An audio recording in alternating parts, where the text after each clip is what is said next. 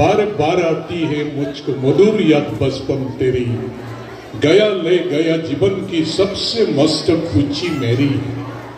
चिंता रहित खेलना खाना वो हो फिरना निर्भय शासन, कैसे भूला जा सकता है बचपन के अतीत आनंद। मैं रुई माँ काम छोड़कर मुझको उठा लिया, गीले गालों को सुखा लिया, दादा ने संदा देख लाया, माना मैंने मुझको जीवन खूब निराला है।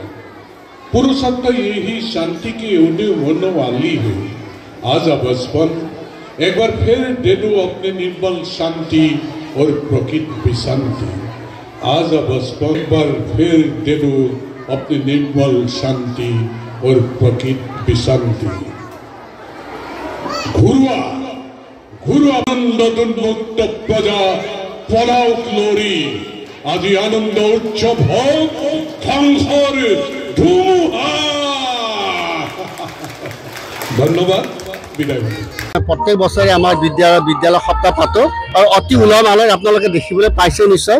अति उलह मालहेरे आमी विद्यालय सप्ताह पातो और विद्यालय सप्ताह पता माने आमार लरा छोৱালী विशेषभावे अकल कितापर মাজতে आबद्ध नाराखि তেওঁলোকৰ खेल धেমালি नृत्य हक बा बाकी जिखिनि एक्सट्रा कारिकुलार আছে, আকস্মিক বক্তৃতা हक, डिबेट हक, तर्क प्रतियोगिता हक, মানে গোটেইখিনি আমি কম্পিটিশন হেৰি কৰিছো, পাতিছো আৰু পাতি পেলাই তেওঁলোকক আকৌ বেলেগ বেলেগ আমাৰ ওপৰলৈ আমি লৈ যোৱাৰ চেষ্টা কৰি আছো। এইটো আমাৰ বিশেষভাৱে আমাৰ মানে স্কুলৰ বিশেষভাৱে আমি স্কুলৰ এইটো এটা ডাঙৰ এটা প্ৰচেষ্টা হাতত লওঁ প্ৰত্যেক বছৰে। ডেভেলপমেণ্টটো আমি কৰোঁ না বাচ্চা। হয় হয়, গতিকে অকল কিতাপৰ মাজতে থাকিলেতো নহ'ব, সাহিত্য চৰ্চা হ'ব লাগিব, নহয় জানো? গোটেইখিনি যাতে আমাৰ শিশুসকলে এই স্কুলৰ প্ৰায় প্লেটফৰ্মত পাওক, সেইটো আমাৰ এটা প্ৰধান লক্ষ্য।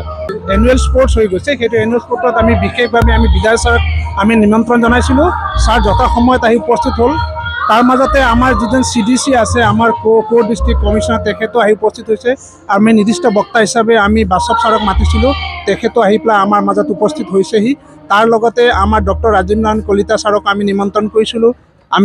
আমি MP ছাৰকো নিমন্ত্ৰণ কৰিলোঁ। ছাৰেও আমাক কৈছে যে আমি অলপ দেৰিকৈ হ'লেও, সন্ধিয়া হ'লেও মই দেৰিকৈ হ'লে আমি উপস্থিত হ'ম, 5-10 মিনিটৰ কাৰণে তেখেত আহি উপস্থিত হ'বহি বুলি আমি আশাবাদী।